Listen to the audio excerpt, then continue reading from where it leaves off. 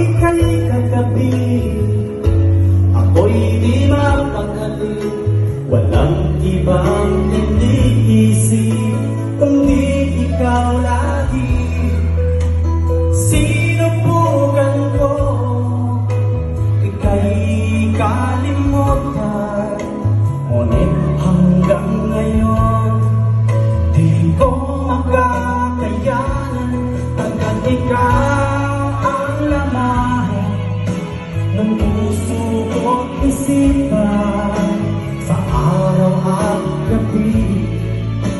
Ikaw ang dahilan, hindi ako